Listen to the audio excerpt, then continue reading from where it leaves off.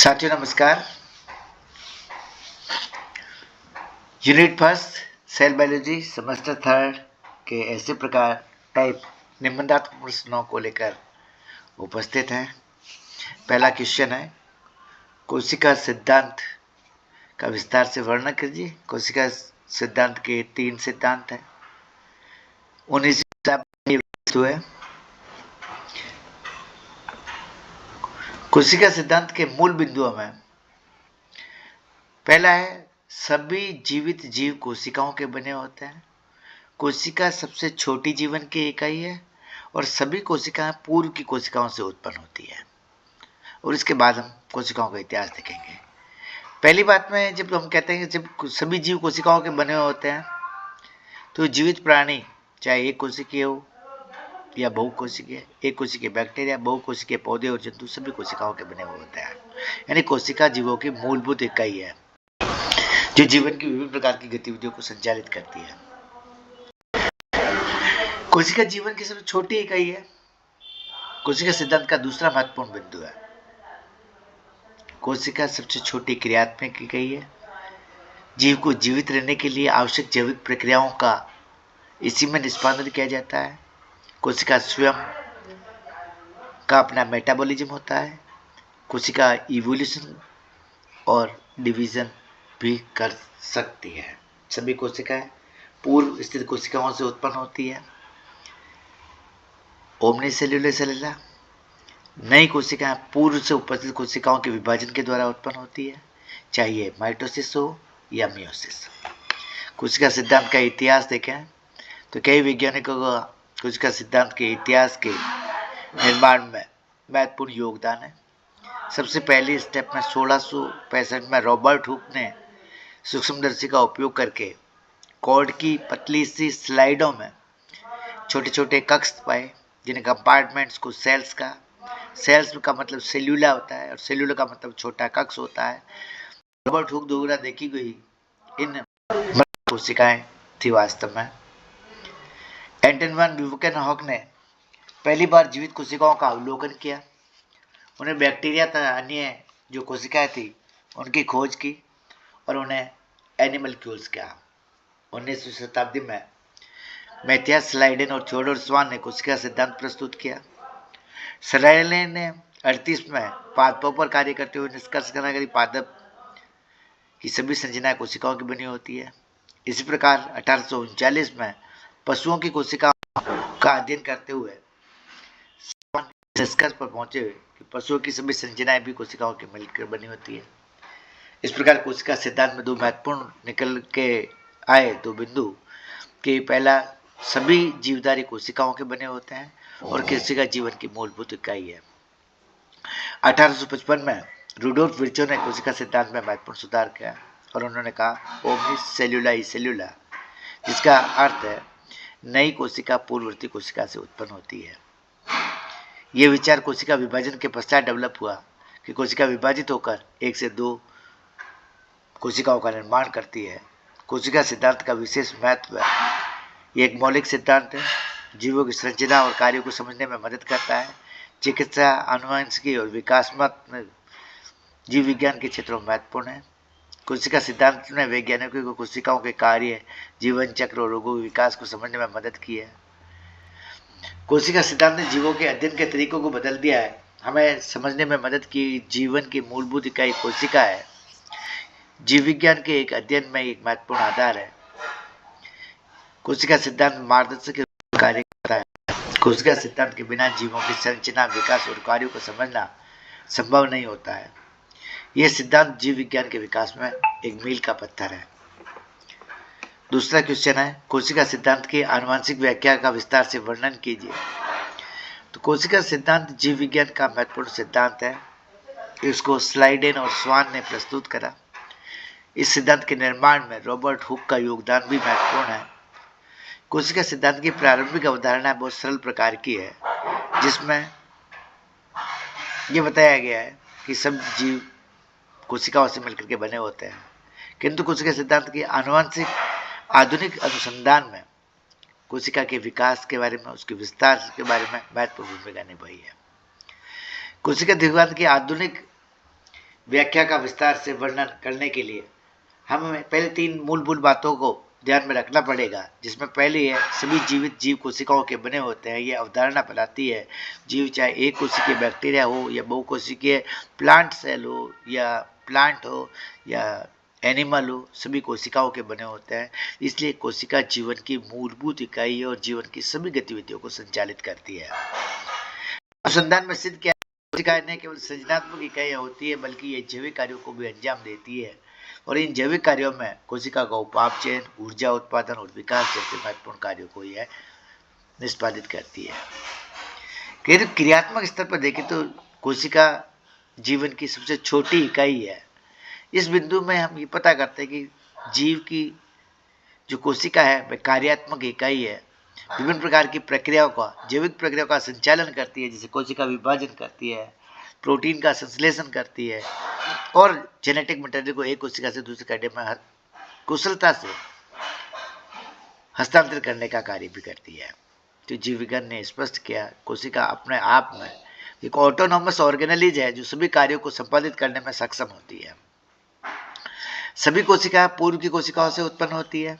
कोशिका सिद्धांत में ये बात भी आई कि नई कोशिकाओं की उत्पत्ति पुराने जो उपस्थित कोशिका है उन कोशिकाओं के विभाजन के माध्यम से होती है।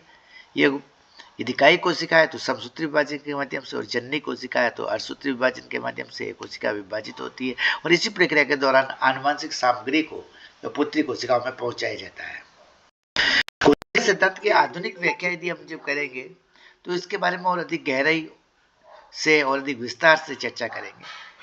इसमें कोशिका के हम संरचना, कार्य और विकास के बारे में भी बात करेंगे। सबसे पहले आधुनिक कोशिका सिद्धांत की व्याख्या में हम कोशिकाओं की विविधताओं को देखते हैं कि जीवों का जो शरीर है उसमें विविध प्रकार की कोशिकाएं पाई जाती है। मानव के शरीर में यदि हम देखें तो रक्त कोशिकाएं और उसमें भी अलग अलग प्रकार के उनमें व्यक्त लाल रुधिर कणिका है, श्वेत रुधिर कणिका है, प्लेटलेट्स, आरबीसी में भी एसिडोफिल्स, बेसोफिल्स, न्यूट्रोफिल्स, डब्ल्यूबीसी में भी साइज के आधार पर कोशिकाओं को विभाजित किया जाता है। इसी तरह से तंत्रिका कोशिका के न्यूरॉन्स, मांसपेशियों की कोशिकाएं, मसल सेल्स, कोशिका विविध प्रकार की होती है और विविध प्रकार की कोशिकाएं मिलकर के विशेष प्रकार की संरचना और कार्य के लिए अनुकूलित हो जाती है। ये कोशिकाएं किसी विशेष प्रकार के कार्य के लिए अनुकूलित होकर जीव के समग्र जीवन भर इस कार्य में योगदान देती रहती है, यानी कोशिकाओं में विशेषता पाई जाती है। संगठन के बारे में बात करें, कोशिकाओं को संगठन के स्तर पर समझने के लिए हम बात करें कि कोशिकाएं जो होती है वो समान प्रकार की कोशिकाएं मिलकर के ऊतकों का निर्माण करती है। समान प्रकार के जो ऊतक है वो मिलकर अंग का निर्माण करते हैं और अंग अंग तंत्र का निर्माण करते हैं और अंग तंत्र से जीव का निर्माण होता है। इस प्रकार जीव में कोशिका से लेकर जीव तक, बहुकोशिकीय जीव के शारीरिक संगठन तक अनेक प्रकार के संगठन के स्तर पाए जाते हैं जो सब cellular, cellular, tissue, organ, grade और सिस्टम तक जाते हैं, जो विभिन्न प्रकारों को सही तरीके से संचालित करने में सहायता करते हैं। कोशिकाओं का अपना मेटाबॉलिज्म होता है। कोशिका की जैविक प्रक्रिया को समझने के लिए हम कहते हैं कोशिका उपापचयन करती है और उपापचयन के अंतर्गत ऊर्जा का उत्पादन करती है। ऊर्जा का उत्पादन करती है, उस ऊर्जा का उपभोग भी करती है। तो अपने आप में ये कार्य एक अपने आप विशिष्ट है। इसी के पश्चात विभाजन होती है, वृद्धि होती है और प्रतिक्रिया शो करती है। आनुवंशिकी और कोशिका सिद्धांत में यदि हम करते हैं, कोशिका के केंद्र में डीएनए पाया जाता है जो आनुवंशिक मटेरियल रूप में कार्य करता है। कोशिका की संरचना का पता चलने के बाद केंद्र में विभाजन होता है और केंद्र के विभाजन के पश्चात ये डीएनए एक कोशिका से दूसरी कोशिका में हस्तांतरित होता है।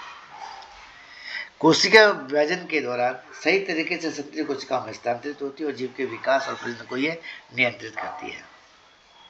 लास्ट कोशिका की पहचान है।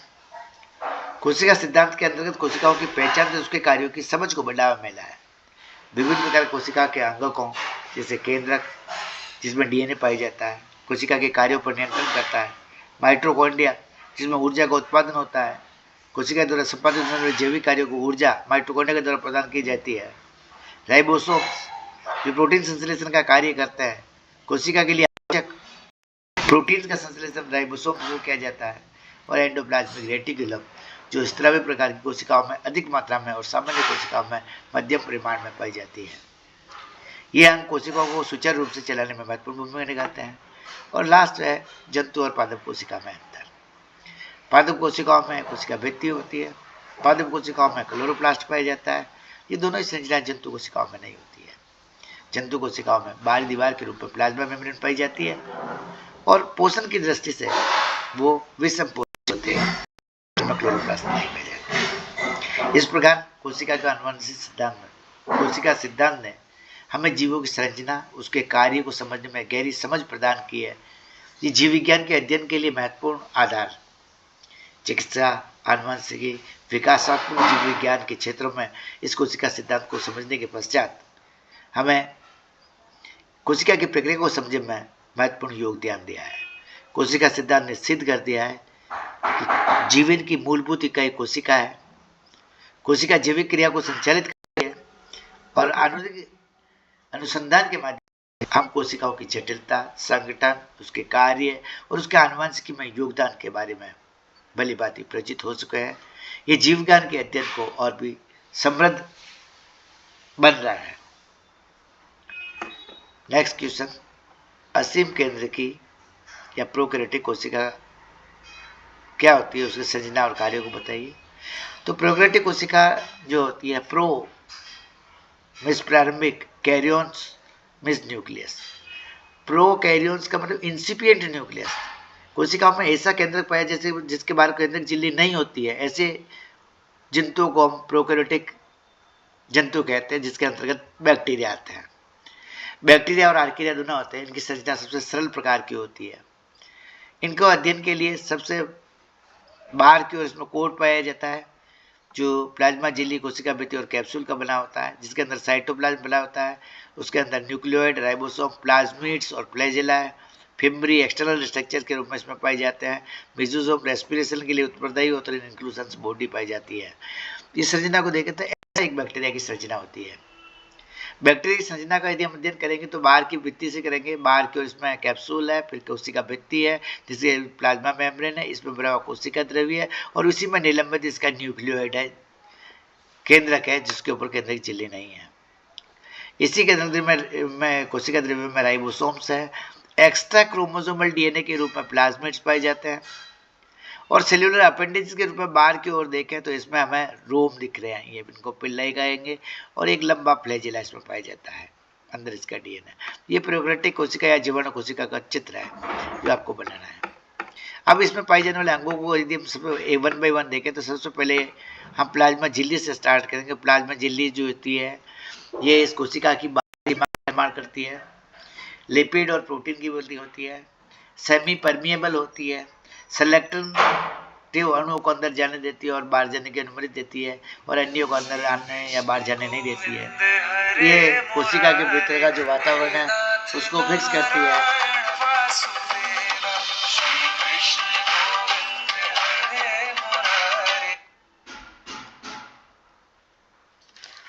हेलो,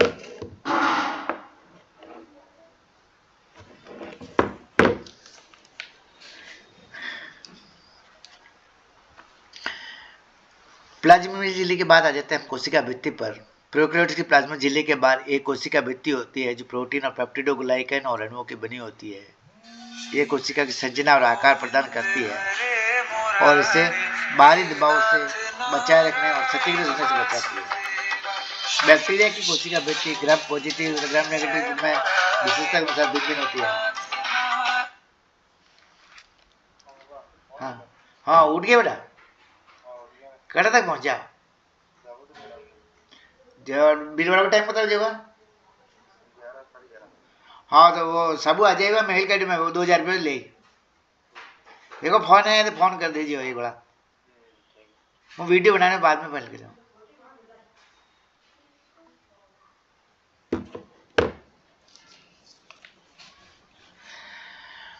कोशिका भित्ति की मैंने बात कर दी है कि कोशिका प्रोकैरियोट्स में पाई जाने वाली प्लाज्मा झिल्ली के बाहर कोशिका भित्ति पाई जाती है जो प्रोटीन्स और पेप्टिडोग्लाइकन होती है। यह अन्य अणुओं से भिन्न होती है। कोशिका भित्ति की संरचना को विशेष प्रकार का आकार प्रदान करती है। इसे बाहरी दबाव और क्षतिग्रस्त होने से बचाती है। ये ग्राम पॉजिटिव बैक्टीरिया में मोटी होती है, ग्राम नेगेटिव में ये पतली होती है। कैप्सूल प्रोकैरियोटिक कोशिका में बाहर की ओर कैप्सूल पाया जाता है। ये म्यूसिलेजिनस लेयर होती है, मोटी स्लेज पे परत होती है। कैप्सूल कोशिका को प्रतिरोधक तंत्र का निर्माण करती है, इसको सुरक्षा प्रदान करती है, विभिन्न प्रकार की सतहों पर चिपकने में सहायक होती है।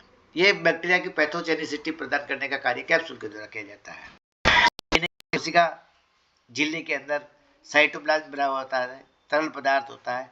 इसमें कोशिका के सभी अंगक और घटक निलंबित रहते हैं। इसमें अर्ध तरल द्रव न्यूक्लियोसाइड क्षेत्र होता है, राइबोसोम और एंजाइम के लिए माध्यम प्रदान करता है और यह कोशिका के जैव रासायनिक कार्यों को संपादित करती है। न्यूक्लियोइड प्रोकैरियोट्स में नाभिक नहीं होता है। न्यूक्लियोइड एक क्षेत्र होता है जहां पर वलयाकार डीएनए पाया जाता है।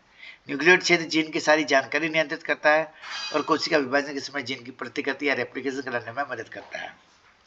राइबोसोम प्रोटीन संश्लेषण के लिए उत्तरदायी होता है। कोशिका के साइटोप्लाज्म में स्वतंत्र रूप से रहता है। प्रोकैरियोटिक राइबोसोम 70 इस प्रकार के होते हैं जो 2 श्वेतबर्ग यूनिट के अनुसार यह यूकैरियोटिक राइबोसोम से छोटे होते हैं और कोशिका के लिए आवश्यक प्रोटीन का निर्माण करते हैं। प्लाज्मिड प्रोकैरियोटिक कोशिका में मुख्य डीएनए के अतिरिक्त एक छोटा स्वतंत्र और वलयी डबल स्ट्रैंडेड डीएनए पाया जाता है जो प्लाज्मिड कहलाता है। प्लाज्मिड में अनावश्यक जीन होते हैं। यह एंटीबायोटिक रेसिस्टेंट जीन होते हैं।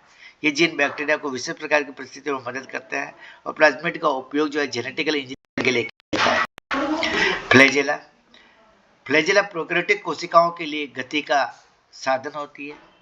ये एक लंबी और पतली संरचना है, इसकी सतह से बाहर निकली होती है।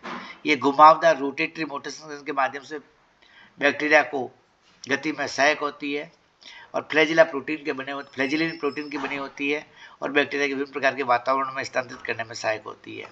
इसके अलावा सेल मेम्ब्रेन के अपेंडेजेज होते हैं जिन्हें फीमरी और पिल्लाई कहा जाता है। फीमरी और पिल्लाई छोटे छोटे पतले धागेनुमा संरचना होती है जो प्रोकैरियोटिक कोशिकाओं की सतह पर पाई जाती है। फीमरी का मुख्य कार्य कोशिका की सतह पर अन्य कोशिकाओं को चिपकने में मदद करना है। जो होती है वो कॉन्जुगेशन का कार्य करती है। डीएनए को आदान प्रदान करने का कार्य पिल्लाई करती है। ये इसकी संख्या 5 से 7 तक होती है पिल्लाई की और बाकी सब फ्री एम्ब्रियो है। मीजोजोम्स बैक्टीरिया की प्लाज्मा झिल्ली में अंदर की ओर एक वलन पाया जाता है जो उसकी सरफेस सतह को बढ़ा देता है। ये कोशिका विभाजन में मदद करता है, डीएनए के रेप्लिकेशन में सहायता करता है और माइटोकॉन्ड्रिया इसमें नहीं होता है। लेकिन माइटोकॉन्ड्रिया की जो रेस्पिरेटरी सरफेस है वो मीजोजोम्स में पाई जाती है। तो मीजोजोम्स को यूकैरियोटिक माइटोकॉन्ड्रिया के समजात माना जाता है। ये कोशिका की ऊर्जा उत्पादन की प्रक्रिया में सहायक होता है। इंक्लूजन्स बॉडी कोशिका के भीतर पाए जाने वाले भंडारक स्थान है जिसमें पोषक तत्व होते हैं, अणुओं को संग्रह करने वाली वैक्यूल्स हो सकती है, ग्लाइकोजन, फैट ड्रॉपलेट्स वो जो ऊर्जा का स्टोरेज का कार्य करती है। तो ये प्रोकैरियोटिक कोशिका की संरचना है, ये वाला चित्र है और सारा वर्णन मैं आपको बता दिया क्या लिखना है उसमें। अब प्रोकैरियोटिक कोशिका के कार्य यदि हम देखें तो 5 कार्य है। प्रोटीन संश्लेषण, ऊर्जा उत्पादन, डीएनए रेप्लिकेशन, पोषण और कॉन्जुगेशन। प्रोटीन संश्लेषण इनमें पाई जाने वाले राइबोसोम्स के ऊपर होता है।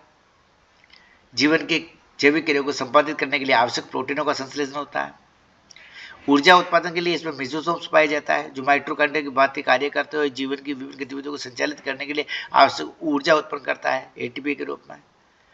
डीएनए की रेप्लिकेशन न्यूक्लियोइड एक विशिष्ट प्रकार का क्षेत्र है जहाँ पर डीएनए पाया जाता है और डीएनए रेप्लिकेशन के माध्यम से डीएनए की अतिरिक्त कॉपियां बनाता है जो कोशिका विभाजन करता है।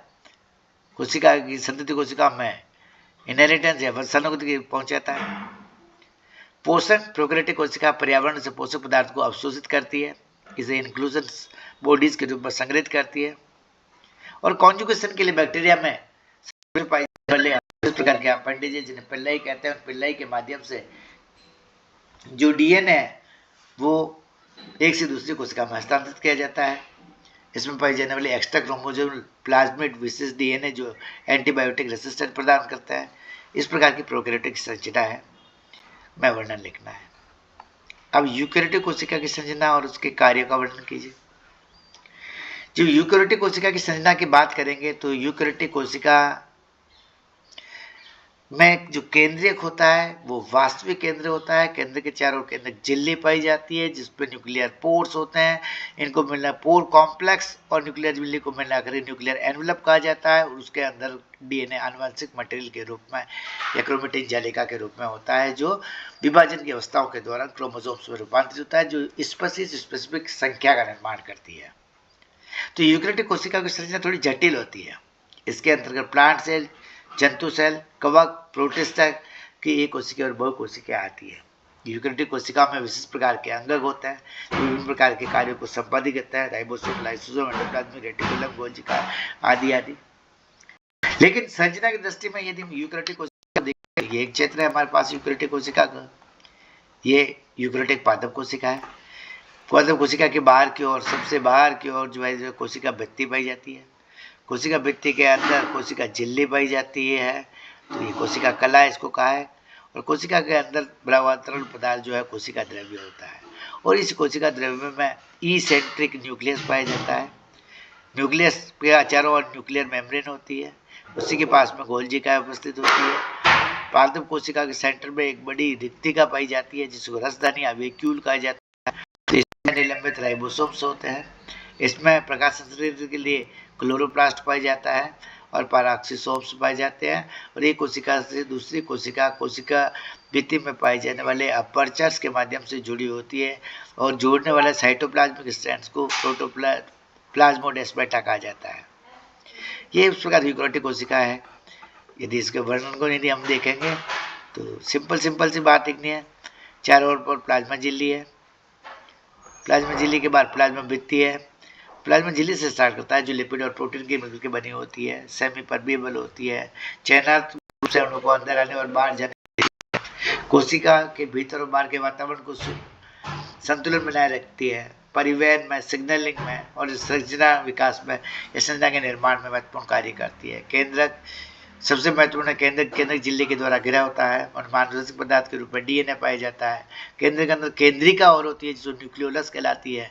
ये न्यूक्लियोलस आरएनए और प्रोटीन का बना होता है और प्रोटीन संश्लेषण के माध्यम से राइबोसोम्स का निर्माण करता है। कोशिका विभाजन के दौरान डीएनए का रेप्लिकेशन होता है। कोशिका सभी कार्यों को नियंत्रित करने का कार्य केंद्रक करता है। माइटोकॉन्ड्रिया कोशिका का पावर हाउस कहा जाता है। कोशिका के लिए एटीपी उत्पन्न करने का कार्य करता है। यह एडिनोसिन ट्राइफॉस्फेट एटीपी के रूप में एकत्रित की जाती है और विभिन्न गतिविधियों के लिए आवश्यक होती है। माइटोकॉन्ड्रिया खुद की डीएनए सामग्री होती है, इसलिए इसको सेमी ऑटोनोमस ऑर्गेनेलिज कहा जाता है। एक स्वतंत्र जीव के रूप में विकसित हुआ होगा और उसके बाद में ये सेल में घुस गया होगा, इसे माना जाता है इसके ओरिजिन के संदर्भ में। एंडोप्लाज्मिक रेटिकुलम जो होती है इसका अपना नेटवर्क होता है, विभिन्न हिस्सों में विभिन्न प्रकार के कंपार्टमेंट का निर्माण करने का कार्य करती है। एंडोप्लाज्मिक रेटिकुलम दो प्रकार की होती है, आर रफ एंडोप्लाज्मिक रेटिकुलम जिसकी सतह पर राइबोसोम छोड़े हुए होते हैं और ये प्रोटीन संश्लेषण करने का कार्य करती है, और स्मूथ एंडोप्लाज्मिक रेटिकुलम जिस पर राइबोसोम नहीं होती है, चिकनी होती है, ये लिपिड और हार्मोन का संश्लेषण करने का कार्य करती है। इसके अलावा कोशिका के निराविषीकरण डिटॉक्सिफिकेशन में मदद करती है। गोल्गी का है, गोल्गी तंत्र प्रोटीन और लिपिड्स से संबंधित संशोधित पैकेज प्रोटीन और लिपिड्स के निर्माण की प्रोसेसिंग, उसके संशोधिकरण करने और पैकेजिंग करने का कार्य करती है। ग्लाइकोसाइलेशन का कार्य करती है। प्रोटीन और अन्य अणुओं को परिवर्तित परिवहित करने के लिए आवश्यक स्थलों का निर्माण करती है। ये वेसिकल्स का निर्माण करती है। एक्सोसाइटोसिस और एंडोसाइटोसिस में लाइसोसोम्स जो होता है वह पाचक एंजाइम्स में भरे होते हैं। अवांछित पदार्थ, बाहर से आए पदार्थ, क्षतिग्रस्त अणुओं को, बैक्टीरिया आदि को पचाने और नष्ट करने का कार्य करती है। लाइसोसोम कोशिका में कचरा प्रबंधन करते हैं। इनको कचरा प्रबंधन केंद्र भी कहा जाता है। कोशिका के भीतर अपशिष्ट पदार्थों का निपटान करता है। राइबोसोम्स प्रोटीन संश्लेषण के लिए उत्तरदायी है। ये बिना झिल्ली के ऑर्गेनेलिज होते हैं। एंडोप्लाज्मिक रेटिकुलम से जुड़कर उसको रफ एंडोप्लाज्मिक रेटिकुलम का नाम दिलवाते हैं। ये डीएनए से प्राप्त निर्देशों के अनुसार या डीएनए से प्राप्त मैसेंजर आरएनए के अनुसार प्रोटीन का निर्माण कराते हैं। यूकेरियोटिक कोशिका में 80 प्रकार के राइबोसोम्स पाए जाते हैं। इसके अलावा कोशिका में भरा हुआ तरल पदार्थ जिसमें ये सभी संरचना निलंबित रहती है वो साइटोप्लाज्म या प्रोटोप्लाज्म कहलाता है। प्रोटोप्लाज्म में विभिन्न प्रकार के अंग निलंबित रहते हैं। इसमें जैविक रासायनिक प्रक्रिया होती है। कोशिका के विभिन्न अंगों को निलंबित रहने के लिए एक माध्यम के रूप में कार्य करता है। इसमें पोषक तत्व, एंजाइम और आयन्स पाए जाते हैं। सेंट्रियोल्स यूकेरियोटिक कोशिका में केवल जंतु कोशिकाओं में ही पाए जाते हैं। कोशिका विभाजन के समय तारक केंद्रों का निर्माण करने का ये कार्य करते हैं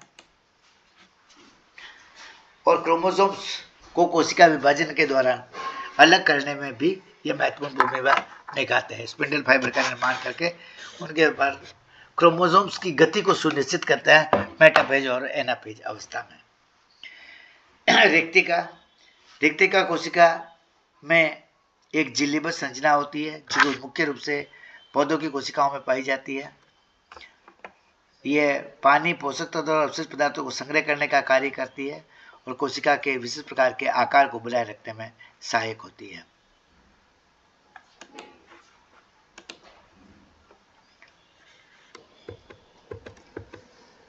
कोशिका की संरचना और आकार को बनाए रखने में मदद करती है और जल संतुलन को बनाए रखती है। लास्ट में 11वां आता है संरचना क्लोरोप्लास्ट। क्लोरोप्लास्ट भी एक विशेष प्रकार का अंगक है जो केवल पादप कोशिकाओं में पाया जाता है। यह भी स्वायत्त, अर्ध स्वायत्त अंगक कहलाता है।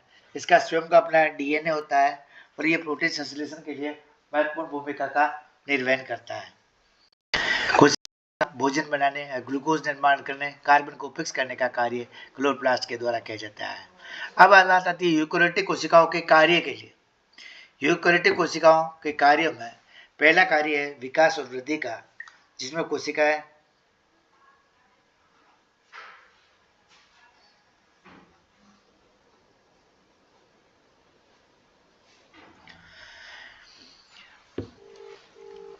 यूकेरियोटिक कोशिका के विभाजन द्वारा नई कोशिकाओं का निर्माण करती है। प्रोटीन संश्लेषण, राइबोसोम प्रोटीन संश्लेषण का कार्य करता है। ऊर्जा उत्पादन माइटोकॉन्ड्रिया में होता है।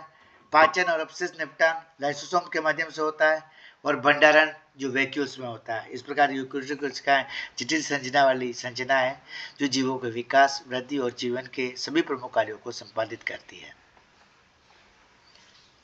अब नेक्स्ट क्वेश्चन है हमारे पास, प्रोकैरियोटिक कोशिका और यूकेरियोटिक कोशिका में अंतर बताइए।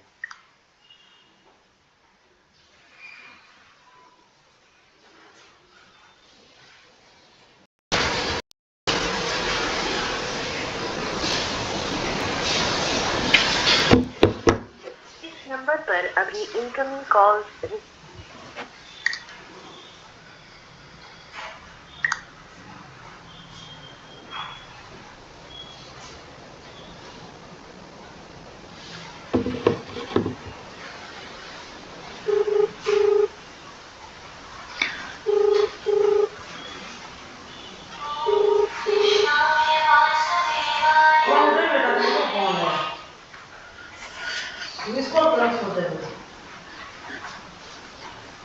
असीम केंद्र की और ससीम केंद्र की में अंतर बताइए। हमारे पास ये दो प्रोकैरियोटिक यूकेरियोटिक कोशिकाओं का एग्जाम्पल बताया। प्रोकैरियोटिक कोशिका में बैक्टीरिया की कोशिका का एग्जाम्पल दिखा रखा है। यूकेरियोटिक कोशिका में एक जंतु कोशिका का चित्र दिखाया गया है। तो प्रोकैरियोटिक कोशिका में जो बैक्टीरिया की कोशिका है उसमें संरचना को यदि हम देखें तो इसके अंदर न्यूक्लियोइड है, उसमें मीसोसोम्स है, इसमें राइबोसोम्स है जो इसके साइटोप्लाज्म में निलंबित है। ये चारों ओर प्लाज्मा मेम्ब्रेन से घिरा हुआ होता है। सिस के ऊपर सेल वाल पाई जाती है, उसके ऊपर कैप्सूल है, इससे निकले हुए अपेंडेजेस फीएमरी है। जीन ट्रांसफर के लिए इसमें पिल्लाई पाई जाते हैं और अपेंडेजेस के रूप में फ्लैजेला पाया जाता है जो रोटेटरी मोशन के माध्यम से इसको लोकोमोशन कराता है। साइटोप्लाज्म में विशेष प्रकार के आरटी रिवर्स ट्रांसक्रिप्टेज एंजाइम्स पाए जाते हैं जो इसमें बता रखे हैं। ये मैसेंजर आरएनए है जो प्रोटीन संश्लेषण करता है और राइबोसोम्स पे दिखाई दे रहा है। ये जंतु कोशिका है। जंतु कोशिका में बाहरी सतह पर प्लाज्मा मेम्ब्रेन पाई जाती है। प्लाज्मा मेम्ब्रेन के माइक्रो जो बनाते हैं, इसके अंदर साइटोप्लाज्म में निलंबित संरचना है, वैक्यूल्स है, गोल्जी बॉडी है, एंडोप्लाज्मिक रेटिकुलम है और सेंटर में निलंबित न्यूक्लियस है जो न्यूक्लियर मेम्ब्रेन के द्वारा घिरा होता है। न्यूक्लियस के अंदर न्यूक्लियोलस है और राइबोसोम है और लाइसोसोम है और पीछे की ओर ये माइटोकॉन्ड्रिया उपस्थित है यूकेरियोटिक कोशिकाओं में। इनके अंतर को देखें तो पहले जो असीम केंद्र की कोशिकाएं हैं, उन असीम केंद्र की कोशिकाओं जो की संरचना होती है वो आदिम प्रकार की होती है, जो कि यूकेरियोटिक कोशिकाओं की संरचना अधिक विकसित प्रकार की होती है। प्रोकैरियोटिक कोशिकाओं में जो केंद्र के चारों ओर केंद्रक झिल्ली नहीं पाई जाती है, यूकेरियोटिक कोशिका में केंद्र के चारों ओर झिल्ली पाई जाती है। असीम केंद्रीय कोशिकाओं में आकार जो है 1 से 10 माइक्रोमीटर तक होता है, जबकि असीम केंद्र की कोशिकाओं में इसका आकार 10 से 100 माइक्रोमीटर होता है। असीम केंद्रीय और ससीम केंद्रीय कोशिकाओं में असीम और ससीम केंद्र की कोशिकाओं में 10 से 100 माइक्रोन तक होता है। असीम केंद्र की तथा ससीम केंद्र की कोशिकाओं में प्लाज्मा झिल्ली पाई जाती है, दोनों में। असीम केंद्र की कोशिका भित्ति नॉन सेल्यूलोजिक होती है तथा अमीनो श्रृंखला और मिनरमिक अम्ल इसमें पाया जाता है प्रोकैरियोटिक सेल्स में, जबकि ससीम केंद्र की या यूकेरियोटिक कोशिका में सेल्यूलोज की बनी होती है और उपादान में पाई जाती है। जो प्रोकैरियोटिक कोशिका होती है उसमें कैप्सूल पाया जाता है, देखिए म्यूकोपॉलीसेकेराइड का बना होता है, जबकि यूकेरियोटिक कोशिकाओं में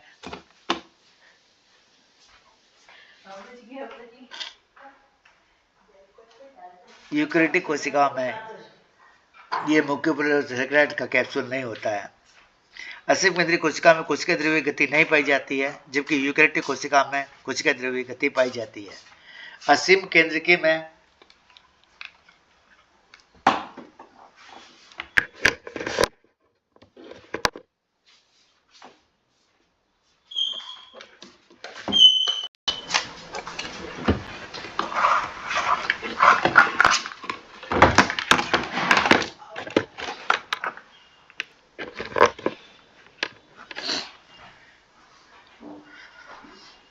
प्रोकैरियोटिक कोशिकाओं में एक्सोसाइटोसिस और एंडोसाइटोसिस की क्रिया नहीं पाई जाती है, जैसे कि यूकेरियोटिक कोशिका में एक्सोसाइटोसिस और एंडोसाइटोसिस पाई जाती है। प्रोकैरियोटिक कोशिका में एंडोप्लाज्मिक रेटिकुलम नहीं होती है और यूकेरियोटिक कोशिका में एंडोप्लाज्मिक रेटिकुलम होती है। प्रोकैरियोटिक कोशिका में माइक्रोफिलामेंट्स और माइक्रोट्यूब्यूल्स नहीं पाई जाती है, जबकि यूकेरियोटिक कोशिका में ये पाई जाती है। प्रोकैरियोटिक सेल्स में गोल्जी अपैरेटस नहीं पाया जाता है, यूकेरियोटिक कोशिका में गोल्जी अपैरेटस पाया जाता है। प्रोकैरियोटिक कोशिका में लाइसोसोम नहीं होता है, यूकेरियोटिक कोशिका में लाइसोसोम पाया जाता है। प्रोकैरियोटिक कोशिका में राइबोसोम 70 प्रकार के होते हैं, यूकेरियोटिक में राइबोसोम 80 प्रकार के होते हैं। प्रोकैरियोटिक कोशिका में माइटोकॉन्ड्रिया नहीं पाया जाता है, यूकेरियोटिक कोशिका में माइटोकॉन्ड्रिया पाया जाता है। प्रोकैरियोटिक कोशिका में मेसोसोम्स पाया जाता है, यूकेरियोटिक कोशिका में मेसोसोम के स्थान पर माइटोकॉन्ड्रिया पाया जाता है। प्रोकैरियोटिक कोशिका में रिक्तिका नहीं होती है, यूकेरियोटिक कोशिका में होती है। असीम केंद्र की का एग्जाम्पल है ब्लू ग्रीन एल्गी, माइकोप्लाज्मा और बैक्टीरिया, जबकि यूकेरियोटिक कोशिका का एग्जाम्पल है प्रोटोजुआ, शैवाल, मेटाफाइटा और मेटाजुआ। नेक्स्ट क्वेश्चन के रूप में आता है प्लाज्मा झिल्ली की संरचना का वर्णन कीजिए। प्लाज्मा झिल्ली जो होती है वो साइटोप्लाज्मिक झिल्ली कहा जाता है। कोशिका की बाहरी सीमा रेखा का निर्माण करती है, कोशिका को बाहरी पर्यावरण से अलग करती है।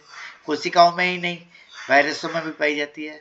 प्लाज्मा झिल्ली की संरचना जीवों के लिए अत्यंत महत्वपूर्ण है।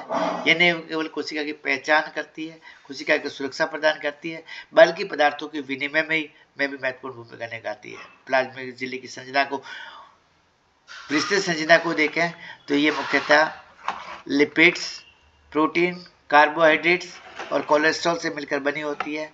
इन घटकों से बना हुआ इसका जो संगठन है उसको फ्लूइड मोज़ेक मॉडल कहा जाता है। फ्लूइड मोज़ेक मॉडल के अलावा के रूप में होता है 1972 में सैंडविच सिद्धांत को भी प्रस्तुत किया गया था। इस मॉडल के अनुसार झिल्ली की संरचना में विभिन्न प्रोटीन्स और कार्बोहाइड्रेट तथा फास्फोलिपिड की बाइलेयर में तैरते हुए पाए जाते हैं। फास्फोलिपिड की यह बाइलेयर होती है। प्लाज्मा झिल्ली का सबसे मुख्य घटक फास्फोलिपिड्स है। फास्फोलिपिड्स का एक अणु होता है जिसमें एक हाइड्रोफिलिक टेल होती है और हाइड्रोफोबिक हेड होता है। हाइड्रोफिलिक हेड और हाइड्रोफोबिक टेल, ये सही है। हाइड्रोफिलिक हेड और हाइड्रोफोबिक टेल होते हैं। ये फास्फोलिपिड्स एक दूसरे के इस प्रकार से व्यवस्थित होते हैं कि हाइड्रोफिलिक जो होते हैं वो दोनों तरफ बाहर की ओर निकले होते हैं, तो हाइड्रोफोबिक टेल होती है वो अंदर की ओर व्यवस्थित रहती है। ये झिल्ली द्वैत परत के रूप में दिखाई देती है। ये सेलेक्टिवली परमेबल है, कुछ अणुओं को अंदर बाहर आने जाने देती है और कुछ को नहीं आने जाने देती है। प्रोटीन, इस प्लाज्मा झिल्ली में प्रोटीन्स पाए जाते हैं। प्रोटीन व्यवस्था के अनुसार दो श्रेणियों में व्यवस्थित किया जा सकता है। जो प्रोटीन इस झिल्ली में गहरे धसे हुए होते हैं उनको इंटीग्रल प्रोटीन्स कहा जाता है। ये इंटीग्रल प्रोटीन्स विभिन्न प्रकार के पदार्थों के परिवहन में भी महत्वपूर्ण भूमिका निकालते हैं। इन्हें ट्रांसपोर्ट प्रोटीन्स भी कहा जाता है। ये पदार्थों को झिल्ली के आर पार ले जाने में मदद करते हैं, आयंस को आर पार ले जाने में मदद करते हैं। दूसरे प्रकार के प्रोटीन जो प्रोटीन की झिल्ली जो वसा की झिल्ली की सतह पर चिपके हुए प्रोटीन्स उनको पेरिफेरल प्रोटीन्स कहा जाता है। ये प्रोटीन फॉस्फोलिपिड्स के साथ में जुड़े हुए होते हैं। इस प्रकार के प्रोटीन जो होते हैं सेल सिग्नलिंग, कम्युनिकेशन और संरचना निर्माण में महत्वपूर्ण कार्य करते हैं। प्लाज्मा झिल्ली में पाए जाने वाले कार्बोहाइड्रेट्स भी होते हैं। ये प्रोटीन और फॉस्फोलिपिड्स के साथ जुड़ते होते हैं। कार्बोहाइड्रेट प्रोटीन के साथ जुड़ते हैं तो ग्लाइको प्रोटीन का निर्माण करते हैं, और लिपिड्स के साथ जुड़ते हैं तो ग्लाइकोलिपिड्स का निर्माण करते हैं। तो ग्लाइकोप्रोटीन्स और ग्लाइकोलिपिड्स के रूप में कार्बोहाइड्रेट कोशिका झिल्ली के ऊपर पाए जाते हैं, जो कोशिका की विशिष्ट प्रकार की पहचान, संचय और सुरक्षा में भूमिका निभाते हैं। ये अन्य कोशिकाओं के साथ इंटरेक्शन में भी सहयोग करते हैं। इम्यून रिस्पॉन्स में भी ग्लाइकोसेमिनिक का निर्माण करते हैं। कोलेस्ट्रॉल झिल्ली में एक महत्वपूर्ण घटक होता है। ये कोलेस्ट्रॉल द्वैत परत के बीच बीच में फंसा होता है। ये झिल्ली की तरलता को नियंत्रित करने में मदद करता है। कोलेस्ट्रॉल झिल्ली को अधिक स्थिरता प्रदान करता है। विशेष रूप से उच्च ताप पर कोशिका संरचना को बनाए रखने में मदद मिलती है। प्लाज्मा झिल्ली कोशिका की संरचना और कार्य के लिए महत्वपूर्ण है। फास्फोलिपिड, द्वैत परत, प्रोटीन, कार्बोहाइड्रेट, कोलेस्ट्रॉल का सही संतुलन कोशिका की स्वायत्ता, पहचान और कार्य बनाए रखने में सहायता करती है। आधुनिक जीवन विज्ञान में प्लाज्मा झिल्ली की संरचना और कार्य का अध्ययन कोशिका जीव विज्ञान और जैव विकास के क्षेत्रों में महत्वपूर्ण है और वे झिल्लियों में मदद मिलती है। प्लाज्मा झिल्ली के कार्यों का वर्णन करिए। प्लाज्मा झिल्ली के कार्य पदार्थों के आवागमन का कार्य, निष्क्रिय विगमन, सक्रिय विगमन, पाइनोसाइटोसिस, फैगोसाइटोसिस, कोशिका की आकृति, कोशिका की सुरक्षा, आयन का अंतरात्मक वितरण, differential distribution of the ions, पर्यावरण के प्रति अनुक्रिया, आसपास की कोशिकाओं के साथ संपर्क आदि आदि कार्य प्लाज्मा झिल्ली के हैं। प्लाज्मा झिल्ली के सबसे पहले कार्य पदार्थों का आवागमन पर नियंत्रण। प्लाज्मा मेम्ब्रेन पदार्थों के आवागमन के लिए एक सेलेक्टिव मेम्ब्रेन का कार्य करती है। केवल आवश्यक पदार्थों को ही कोशिका के भीतर जाने देती है। हानिकारक और उत्सर्जित पदार्थों को कोशिका को बाहर ही रखती है, और प्लाज्मा झिल्ली इन पदार्थों के आवागमन में नियंत्रण करती है। कोशिका के झिल्ली के पदार्थ आर पार पदार्थों का आवागमन पहले निष्क्रिय ट्रांसपोर्ट में होता है। इस प्रकार में आयन और गुलित पदार्थ अधिक सांद्रता वाले क्षेत्र से कम सांद्रता वाले क्षेत्र के और कोशिका के भीतर प्रवेश कर जाते हैं। सिंपल विसरण की क्रिया के माध्यम से क्रिया संपादित होती है। इसमें किसी भी प्रकार की ऊर्जा खर्च नहीं होती है। सक्रिय अभिगमन के माध्यम से परिवहन, इस प्रकार की क्रिया में जो पदार्थों और अणुओं का विनिमय जो होता है वो सांद्रता प्रवणता के विपरीत क्रम में होता है। सांद्रता प्रवणता के विपरीत क्रम में पदार्थों आवागमन के लिए कोशिका में विशिष्ट प्रकार के प्रोटीन्स के वाहक पाए जाते हैं, और ये ऊर्जा खर्च करके पदार्थों को सांद्रता प्रवणता के विरुद्ध अंदर लेने का कार्य करते हैं। इसे एक्टिव ट्रांसपोर्ट कहा जाता है। ये भी कोशिका झिल्ली के माध्यम से ही संपादित किया जाता है। दो ट्रांसपोर्ट और आते हैं जिन्हें वेसिकुलर ट्रांसपोर्ट्स कहते हैं। वेसिकुलर ट्रांसपोर्ट में पिनोसाइटोसिस और फैगोसाइटोसिस आते हैं। पिनोसाइटोसिस को हम सेल ड्रिंकिंग कहते हैं, कोशिका का पानी पीना। इसके अंतर्गत तरल पदार्थों को छोटी छोटी वेसिकल्स के रूप में कोशिका झिल्ली अपने अंदर की ओर ग्रहण करती है, तो इसे पिनोसाइटोसिस कहा जाता है। अधिक आणविक भार वाले प्रोटीन्स जो कि प्राशन द्वारा झिल्ली में से होकर कोशिका द्रव्य में नहीं जा सकते, वो पिनोसाइटोसिस के द्वारा ग्रहण किए जाते हैं।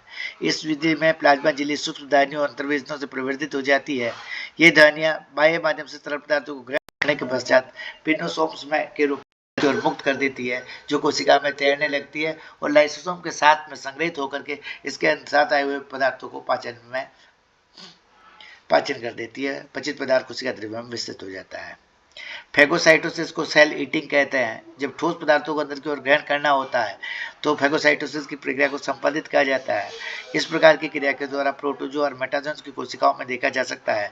प्रोटोजो की कोशिका में पोषण ग्रहण करने का एक प्रमुख माध्यम है, जिसमें पड़ने वाली फूड वेहिक्यूल जो होते हैं लाइसोसोम के साथ संयोजित और उसके अंदर पदार्थों को पचित पदार्थों को विस्तृत कर देती है, और बची हुई बॉडी रेजिडुअल बॉडी के रूप में तेज से बाहर की ओर निकाल दिया जाता है।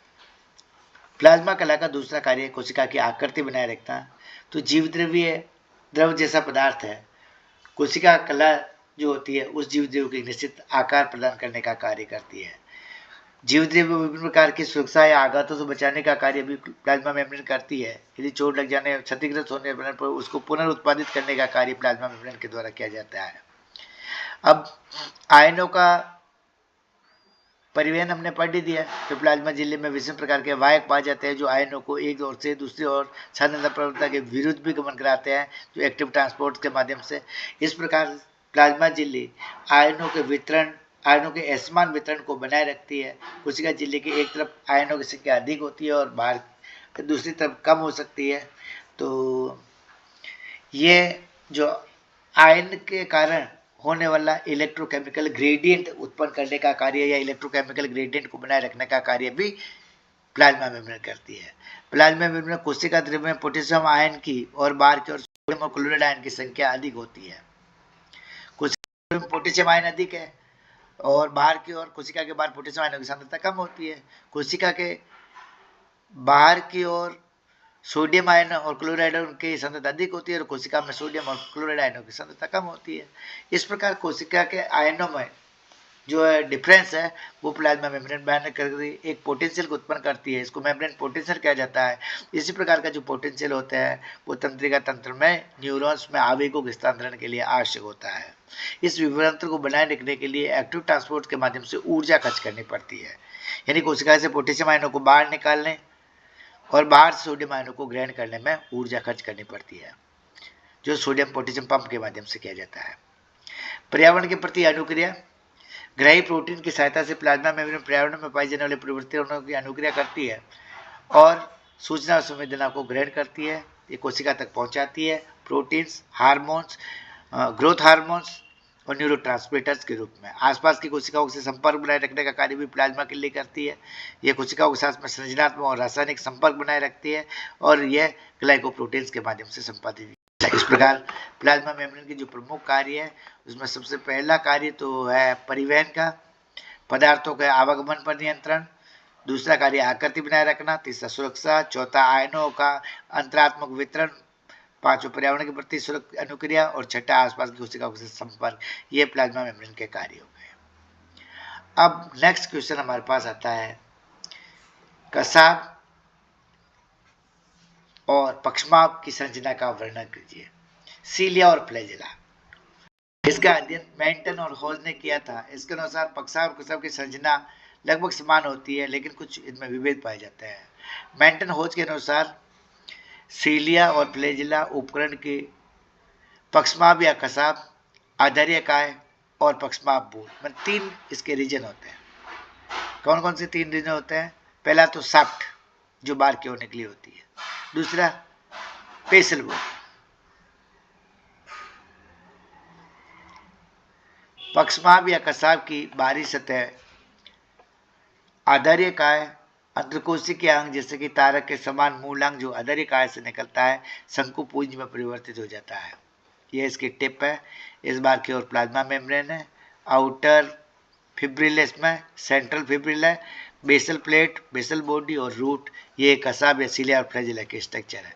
इसका अनुप्रस्थ सेक्शन काट के देखें तो इसके सेंटर में 2 सेंट्रल सील फाइबर है, जो सेंट्रल सील के द्वारा जुड़े हुए होते हैं। ये 9 पेरिफेरल फाइबर है, जो घड़ी की दिशा में 2 भुजाएं निकली हुई एक दिशा में व्यवस्थित होते हैं। ये ए वाली रिंग है, ये बी वाली रिंग है और 2 डाइन आर्म्स पाई जाती है। ये 9+2 स्ट्रक्चर कहलाती है। 2 सेंट्रल फाइबर, 9 पेरिफेरल फाइबर, ये रेडियल स्पॉक्स है बीच बीच में। अब इसके स्ट्रक्चर को देखिए। पक्षमाप या कसाब में 9+2 संरचना यानी कि 11 सूक्ष्म नलिकाओं से मिलकर के बना होता है। इस सूक्ष्म नलिका का पुंज अक्षपुंज या एक्सोनीमा कहलाता है। सूक्ष्म नलिकाएं 9+2 क्रम में व्यवस्थित होती है। 9 सूक्ष्म नलिकाएं जो परिधि की ओर व्यवस्थित होती है। 2 सूक्ष्म नलिकाएं सेंटर की ओर होती है। ए नलिका 2 भुजा युक्त होती है और बी नलिका जो है भुजा विहीन होती है। पक्षमाप के केंद्र में 2 विगलित सूक्ष्म नलिकाएं पाई जाती है। सूक्ष्म नलिकाएं ट्यूबुलिन प्रोटीन्स की बनी होती है। यह प्रोटीन एक्टिन प्रोटीन के समान होती है। ए उपनलिका में डाइन प्रोटीन पाया जाता है जो मायोसिन प्रोटीन के साथ समान होता है। इसमें एटीपीएज एक्टिविटी पाई जाती है जो ऊर्जा प्रदान करने का कार्य करती है। बेसल बॉडीज बिली फेरिपुलार काइनेटोसोम कहते हैं। सूक्ष्म नलिका में 9+0 व्यवस्थित होती है। बेसल बॉडीज में ट्रिपलेट्स पाए जाते हैं। 3 सूक्ष्म नलिकाएं पाई जाती है। आधे काय का केंद्रीय भाग ठोस रूप में पाया जाता है। इसमें एक सेंट्रल हब होती है जो प्रोटीन से बना होता है।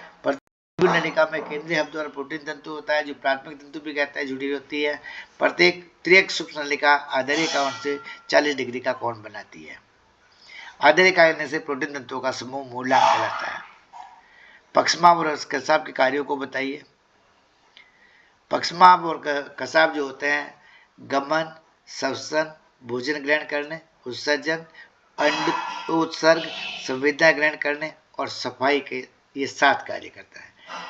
गमन लोकोमोशन, श्वसन रेस्पिरेशन, भोजन ग्रहण करना फीडिंग, एक्सक्रीशन उत्सर्जन, ओव्यूलेशन अंडोत्सर्ग, संवेदनाएं ग्रहण करना और सफाई क्लीनिंग का कार्य करता है। तारकाय और तारक केंद्र की संरचना के कार्यों का विस्तार से वर्णन करिए। तारकाय या तारक केंद्र एक महत्वपूर्ण कोशिका अंग है जो कोशिका के विभाजन में महत्वपूर्ण भूमिका निभाता है। कोशिका संरचना और कार्यक्रम में एक केंद्रीय भूमिका निभाता है, विशेष रूप से कोशिका विभाजन और मियोसिस और माइटोसिस के दौरान। तारक केंद्र जो है स्पिंडल फाइबर्स का निर्माण करने का कार्य करता है। तारक केंद्र की संरचना को यदि हम देखें तो इसमें सेंट्रियोल और पेरीसेंट्रियोल मटेरियल पाया जाता है।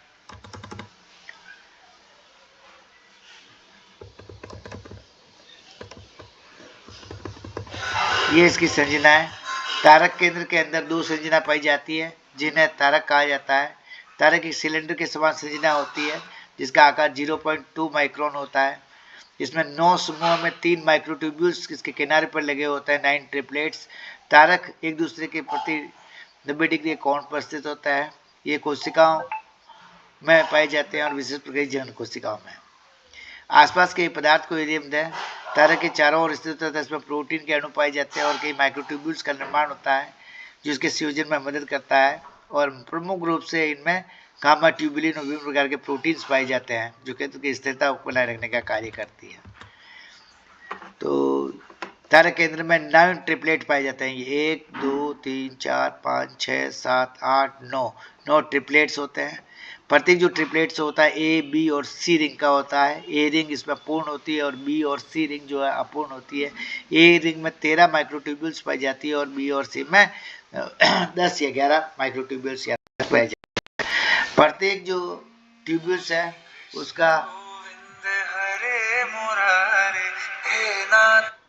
उसका ए वाला भाग जो होते हैं अंदर की ओर एक जो है रेडियल स्पोक्स के माध्यम से केंद्रीय छड़ से जुड़ा हुआ होता है। तारक केंद्र का कार्य कोशिका विभाजन है। कोशिका विभाजन के दौरान तारक केंद्र का निर्माण करता है जिससे स्पिंडल फाइबर जुड़े होते हैं और क्रोमोसोम्स को विपरीत दिशाओं में खींच करके उन्हें सिस्टर क्रोमेटिड्स को ध्रुवों पर पहुंचाने का कार्य करते हैं। दूसरा, क्रोमोसोम का अलाइनमेंट में भी क्रोमोसोम महत्वपूर्ण भूमिका निभाते हैं। और तीसरा, माइक्रोट्यूबुलर ऑर्गेनाइजेशन में तारक केंद्र जो है माइक्रोट्यूब्स के असेंबली करता है और डिसेंबली भी करता है। इस प्रकार नेटवर्क का निर्माण करता है जो सेलुलर प्रक्रिया को सुगम बनाने में सहायक होता है। सेल के ऑर्गेनेल्स का स्थानांतरण में भी ये महत्वपूर्ण कार्य करता है। सिग्नलिंग सरकार में तारक केंद्र कोशिका को संचार में महत्वपूर्ण भूमिका निकालता है क्योंकि सिग्नलिंग के मार्गों को ये प्रभावित करता है, विकास, विभाजन और अन्य प्रक्रिया को नियंत्रित करता है। तारक केंद्र विभिन्न संकेतों का उत्तर देने में मदद करता है और कोशिकाओं के कार्यों को सही दिशा में मार्गदर्शन प्रदान करता है। कैल्शियम और अन्य आयनों का परिवहन, तारक केंद्र कैल्शियम आयनों के परिवहन में भी योगदान कर सकता है। ये कैल्शियम संकेतों को संसाधित करने में मदद करता है। कोशिका भीतर विविध जैविक क्रियाओं को नियंत्रित करता है। तारक का मुख्य कार्य कोशिका विभाजन में महत्वपूर्ण भूमिका निभाना, कोशिका की तारक केंद्र की संरचना का समर्थन करना, कोशिका विकास और कार्य।